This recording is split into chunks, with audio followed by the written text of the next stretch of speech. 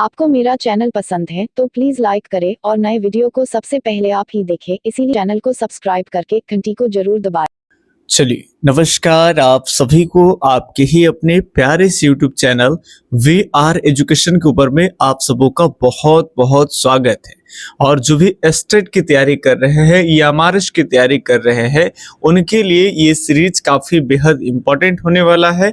आपका प्रत्येक छोटे से वीडियो में 15 से 20 मिनट के वीडियो में आपको संगीत के 30 क्वेश्चन का प्रैक्टिस का जो सीरीज है वो जारी है आपके एग्जाम को देखते हुए, जिसमें अब तक हम आपको 4 सीरीज अवेलेबल करा चुके हैं, जिसमें 120 नंबर प्रश्न तक देख लिए हैं। आप हमें यूट्यूब पे भी सपोर्ट कर रहे हैं, इसीलिए यूट्यूब पर भी फ्री में हम आपके लिए कंटेंट लेकर के आ रहे हैं, बेहतर से बेहतर, जो एकदम एस्टेट के लेवल के हिसाब से ही है। ठीक है, और अब ये आपका 5वां वीडियो सीरीज हम आपको अवेलेबल करा रहे हैं, जिसमें आज 120 नंबर प्रश्न से लेकर के और 150 प्रश्न तक देखेंगे। ठीक है, चलिए, तो जिनके पास प्रैक्टिस सेट है वो ज्यादातर कोशिश करें कि वहां प्रैक्टिस करें और एक दिन में 100 प्रैक्टिस करें, ताकि आप तमाम बच्चों से आगे रहेंगे। और जिनका प्रैक्टिस सेट नहीं है उनके लिए भी हम 30 क्वेश्चन का प्रैक्टिस यहाँ पे डेली करा ही रहे यूट्यूब पे फ्री ऑफ कॉस्ट। तो चलिए फटाफट से देखेंगे, सारंगदेव ने मार्ग रागों को कितने भागों में बांटा गया। तो मार्ग राग को कितने भागों में बांटा गया, कई बार प्रश्न से घुमाते हैं, लेकिन आपको वही चीज समझना है कि सारंगदेव ने मार्ग रागों को कितने माने हैं। ठीक है, तो सारंगदेव मार्ग रागों को माने हैं 6। आप जानते हो कि 4 देसी और 6 आपके मार्ग राग। ठीक है ना, तो ये याद रखेंगे। 121 का सी हो जाएगा। अगर केवल कहते कि राग को कितने ये मार्ग नहीं फरियाया जाता, तब आप 2 कह सकते हो, देसी और आपके हो जाते देसी और मार्ग। अगला प्रश्न है, वर्तमान में भातखंडे महाविद्यालय किस शहर में स्थापित है या स्थित है। ये बताइए कि वर्तमान में जो भातखंडे संगीत महाविद्यालय वो कौन से शहर में, तो ये हो जाएगा लखनऊ में। तो 122 नंबर का बी ऑप्शन यहाँ पे एकदम सही हो जाएगा। और 123 नंबर सवाल की तरफ अगर बढ़ते हैं तो ये 123 नंबर सवाल जो है वो रहा आपका ये। तो चलिए, ये प्रश्न 123 नंबर है, 3 ताल में कितने विभाग कितनी मात्राओं का होता है। 3 ताल की बात कर लेंगे तो आपको बताए थे कि चाहे वो 3 ताल हो या फिर आपके जत ताल हो, टप्पा ताल हो, तिलवाड़ा ताल हो, पंजाबी ताल हो, सभी के मात्राएं 16 होते हैं और विभाग 4 ही होते हैं। तो यहाँ पे बी ऑप्शन ही सही हो जाएगा। 123 नंबर प्रश्न का सही जवाब बी। अगले सवाल के तरफ देखें तो अगला सवाल है, राग यमन में कितने स्वर लगते हैं।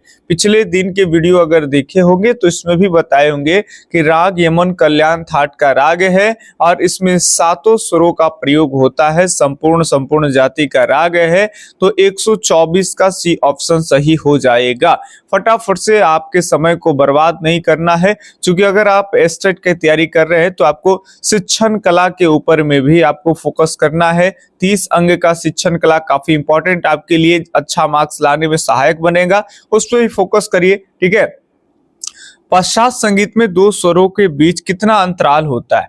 2 स्वरों के बीच के अंतराल पश्चात संगीत में कितना होता है, तो 1 सेमीटोन का होता है। ए ऑप्शन ही सही हो जाएगा। अगले सवाल की तरफ बढ़ते हैं तो अगला सवाल 126 नंबर, पश्चात संगीत में शुद्ध स्वरों को क्या कहते हैं। तो शुद्ध है तो उसे कहते हैं नेचुरल, याद रखेंगे। तो शुद्ध को नेचुरल, सी ऑप्शन सही है। यहाँ पे आपसे कोमल का भी पूछ लिया जाएगा, तीव्र का भी पूछ लिया जाएगा। तो कोमल फ्लैट होगा और जो तीव्र होगा वो शार्प होगा, ये भी आप ध्यान रखिएगा। 126 और 127 नंबर प्रश्न ये देखे, ध्यान दीजिएगा। 127 नंबर प्रश्न है, पाश्चात्य संगीत में किस स्वर लिपि, 1 मिनट, हाँ बताइए, पाश्चात्य संगीत में किस स्वर लिपि पत्ती का प्रयोग किया जाता है। तो पाश्चात्य संगीत में जो है वो अष्टाप स्वर लिपि का प्रयोग किया जाता है। तो ए बी ऑप्शन वाली जो जवाब है यही सही हो जाएगा। अगले 128 नंबर प्रश्न के ऊपर बढ़े, इधर नहीं है सेट में, आपको इधर नीचे वाले पीडीएफ में मिल जाएंगे। ये आपका 128 नंबर प्रश्न व्यंकट मुखी जी से, व्यंकटमुखी के कितने मेल राग वर्गीकरण के अनुसार शुद्ध मध्यम युक्त मेलों की संख्या कितनी है? तो व्यंकटमुखी के मेल राग वर्गीकरण के अनुसार आपको शुद्ध मध्यम युक्त मेलों की संख्या बताना है।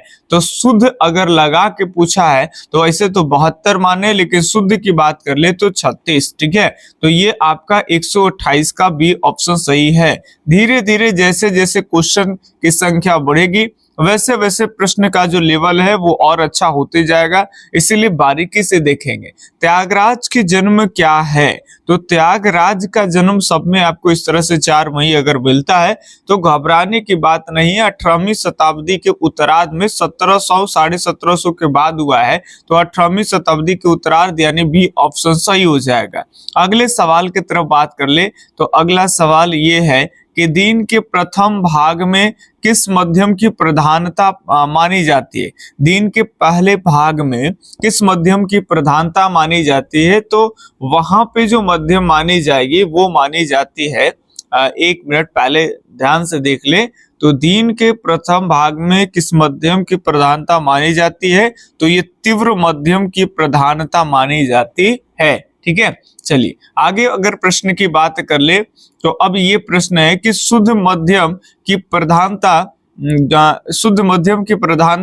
दिन के किस डॉट डॉट में पाई जाती है? तो ये कौन से पहर में? तो ये हो जाएंगे आपके द्वितीय भाग में पाई जाएंगी। शुद्ध मध्यम जो है वो द्वितीय भाग में दिन के, और जो तीव्र मध्यम है वो आपके प्रथम भाग में। ठीक है, तो ये ध्यान रखिएगा बात को। अगले 31 हो गया, तो 32 नंबर सवाल है, अल्पत्व तथा बहुपत्व के कितने प्रकार है? तो अल्पत्व के 2 प्रकार, बहुपत्व के 2 प्रकार, तो कुल हो जाएंगे 4 प्रकार। ठीक है, चलिए तो ये आपको 132 का याद रखिएगा बी। 133 नंबर सवाल है कि गीत गोविंद की रचना काल है। गीत गोविंद की रचना काल कौन शताब्दी मानी जाती है? तो गीत गोविंद की जो रचना है वो आपके 12वीं शताब्दी ईस्वी में मानी जाती है। ठीक है, तो ये ऑप्शन सही होगा 133। अब 134 नंबर सवाल बढ़ते हैं, फटाफट से आप देखिएगा, आपका समय बर्बाद नहीं होगा। कम समय में ज्यादा क्वेश्चन का प्रैक्टिस कराने का ये मुख्य लक्ष्य जो है वो है आपका कि कम समय में ज्यादा संगीत के प्रश्नों का अभ्यास करें आप। ठीक है, और ज्यादा करना है तो आप प्रैक्टिस सीट ले। और एक बात और करना चाहेंगे कि जो भी प्रैक्टिस सीट के लिए कॉल करते हैं तो कृपया ज्यादा अच्छा होगा कि आप कॉल से ज्यादा अगर आप हमें व्हाट्सएप पे मैसेज करेंगे तो हमें सुविधा होगी। ठीक है, हम जानते हैं कि अब 10 दिनों के अंदर में, 5 दिनों के अंदर में कोई क्लास दे करके आपकी तैयारी बूस्ट नहीं की जा सकती है। जितना आपको शॉर्ट नोट्स 20-25 पेज का नोट्स दे दिया जाए थ्योरी का सारा संगीत का, और 1000 प्रश्न पे प्रैक्टिस करा दिया जाए तो वो बेहद होगा। अगर 200 क्वेश्चन डेली मार रहे हैं तो 5 दिन में कंप्लीट कर सकते हैं। अगर 100 क्वेश्चन डेली कर रहे हैं तो 10 दिन में कंप्लीट कर सकते हैं। आप देख सकते हैं कि आपके पास अभी टाइम कितना है, उतने हिसाब से आप चल सकते हैं। तो 1000 क्वेश्चन का प्रैक्टिस और जो थ्योरी आपको पहले बता चुके वीडियो में, आपको सब मिलता है 199 रुपये में। और 199 रुपये में जो दिए जा रहे हैं, आप इस नंबर को सेव कर सकते हैं, लिख सकते हैं 8825 और 37 और 6551। ये मेरा कॉल या व्हाट्सएप नंबर है। आप कोशिश करेंगे कि पहले व्हाट्सएप नंबर पर ही संपर्क करें। हम व्हाट्सएप पर भी आपसे बात कर सकते हैं बोल करके। ठीक है, तो घबराने की कोई जरूरत नहीं, थोड़ी सुविधा हो जाती है। अगर ज्यादा सस्पेंस है तब आप जाकर के कॉल करिए, क्योंकि इतने कॉल आते हैं कि पागल हो जाता है आदमी। चलिए फिलहाल के लिए रूपका आलाप के पश्चात गाए जाने वाला आलाप जिसमें आरवी भाव तथा तीरो भाव भी दिखाया जाता है, क्या कहलाता है जी? तो वो कहलाता है आपका आलाप्ती गान, यानी बी ऑप्शन सही हो जाएगा। अगले 134 हो गया, तो अगले 135 नंबर सवाल देखेंगे कि निबद्ध गान के अंतर्गत नहीं आते हैं। ये ध्यान से देखेंगे कि निबद्ध गान के अंतर्गत क्या नहीं आते हैं।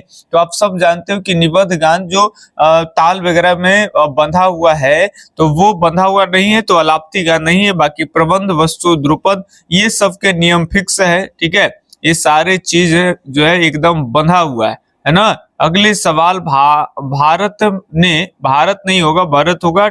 भरत को कई जगह टाइप से भारत लिखा जाता है। भरत ने कौन कौन से अंतराल युक्त स्वर युग्मों को संवादी कहा है? तो कौन कौन से भाई किसे कहा है? तो आप जानते हो कि 9 और 13 श्रुति को कहे हैं, इसी को लिखा गया इस तरह से नव और त्रयोदश। ठीक है, तो ये याद रखेंगे 9 और 13 श्रुति 136 का भी। कई बार ऐसे 9 10 अलग अलग तो मारते हैं, इस तरह से भी प्रश्न आते हैं, इसीलिए इस तरह के वर्डिंग में ही आपको क्वेश्चन अवेलेबल करा दी। ठीक है, ताकि अगर हल्का सा भी घूमे तो आप विचलित ना हो कि ये क्या पूछ लिया, हम तो कुछ और पढ़े थे। प्राचीन काल का गंधार स्वर आधुनिक समय का कौन सा स्वर बन गया है? तो प्राचीन काल का गंधार स्वर आज के टाइम में ये कोमल गंधार बन चुका है, ये याद रखेंगे। सी ऑप्शन सही हो जाएगा 137 का सी। अगले सवाल ध्यान से देखेंगे, शुद्ध निषाद के स्थान पर सकाकली निषाद रखने पर कौन सी मूर्छना उत्पन्न होती है? फटाफट से बताएंगे। शुद्ध निषाद यानी नी के स्थान पर काकली निषाद रखने पर वो कौन सी मूर्छना का निर्माण होगा? तो वो होगा आपका सकाकली, याद रखेंगे। 138 का यहाँ पे डी ऑप्शन सही है। और 12 प्रश्न है, फटाफट से देखेंगे, समय आपका बर्बाद ना हो, एकदम जल्दी जल्दी देखेंगे। प्रश्न है कि 3 ताल की चौगुन कितनी मात्रा के पश्चात आरंभ होती है? तो 3 ताल का चौगुन जो है वो कितनी मात्रा के पश्चात आरंभ होगी? तो वो 12 मात्रा के पश्चात आरंभ होती है, ये ऑप्शन सही है। अगले सवाल, केलू चरण महापात्र किस नृत्य शैली का प्रदर्शन किया करते थे? केलू चरण के बारे में आपको बताना है। तो केलू चरण की अगर बात कर लेंगे तो ये ओडिसी नृत्य से संबंधित है। आप ऐसे याद रख सकते हैं, केला खा के उड़ गया ओडिसी। ठीक है, याद रखेंगे, केलू चरण केला खा के कहाँ हो गए भाई? उड़ गए, है ना। केला बड़ा बेजोड़ था, खाए ऐसा कि उड़ ही गए। चलिए, केलू चरण ओडिसी। सितार वादक उस्ताद विलायत खान के पिता का नाम था। बताइए, जो सितार बजाने वाले विलायत खान हैं उनके पिता का नाम क्या है? तो उनके पिता का नाम इनायत खान है। विलायत खान के पिता का नाम इनायत खान है। ठीक है, चलिए, 41 का सी ऑप्शन सही होगा। ये 42 नंबर प्रश्न आपके बेहद इंपॉर्टेंट सरोदवादक अमजद अली खान। देखिए, प्रश्न ऐसा गया, अमजद अली खान किस वाद्य यंत्र से संबंधित है? अभी भुला गया हमसे, ये सरोद बजाते थे, ये सरोद वादक है ना।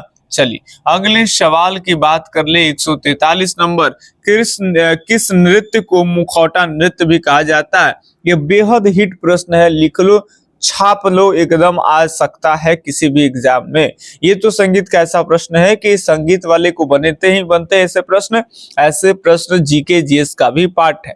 जब जीके जीएस में आपका नृत्य से, खेल से, अलग अलग फील्ड से, फिल्म है, पुरस्कार है, इन सबसे बनते हैं, तो इस तरह के क्वेश्चन भी बनते हैं।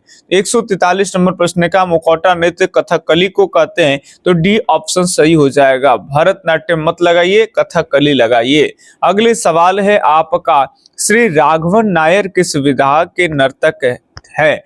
तो राघवन नायर फटाफट से बताएंगे। तो ये सही जवाब होगा कथकली से। तो यहाँ ये ऑप्शन ही सही होगा। राघवन नायर जो है वो भी आपके कथकली से ही है। और मुखौटा नृत्य किसे कहा जाता है? तो कथकली को ही कहा जाता है। 44 हो गया, बस 6 ही प्रश्न और है, इसी पेज में खत्म हो जाएगा। अगले सवाल देखिए, 6 नंबर सवाल। तो 45 सवाल ये देखेंगे आप अपना। ये प्रश्न हो गया, बिस्मिल्लाह खान को किस वर्ष भारत रत्न सम्मान प्राप्त हुआ? पिछले दिन के वीडियो में भी आपको बिस्मिल्लाह खान के बारे में बताए होंगे।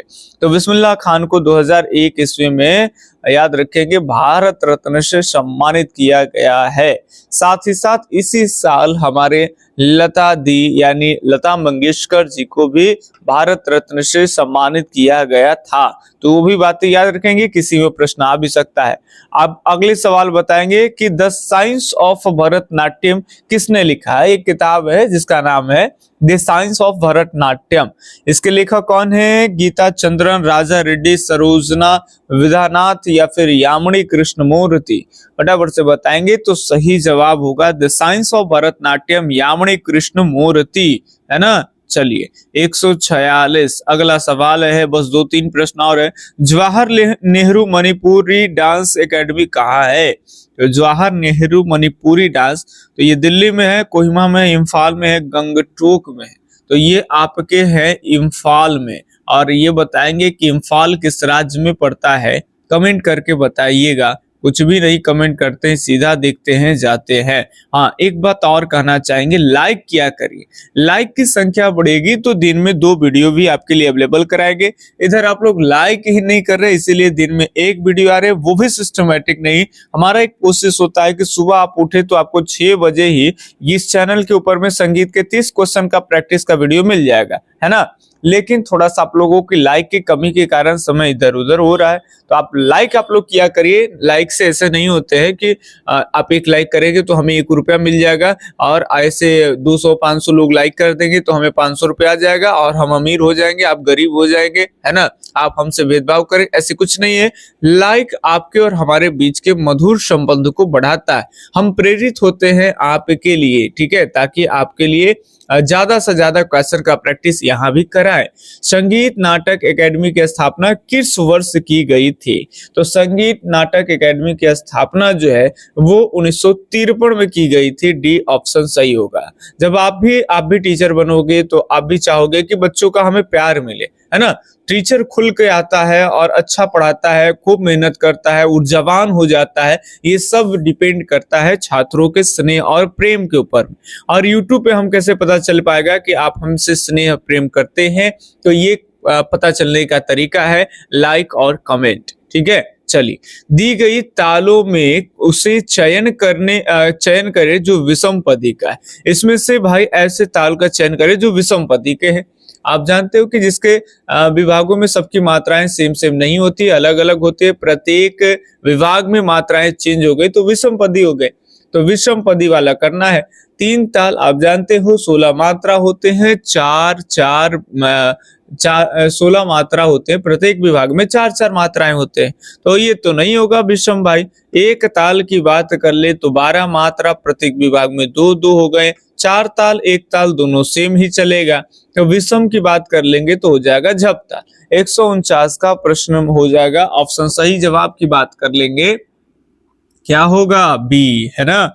और आज का लास्ट प्रश्न करिए देते हैं, ये दूसरा पेज में है, शायद नीचे नहीं है।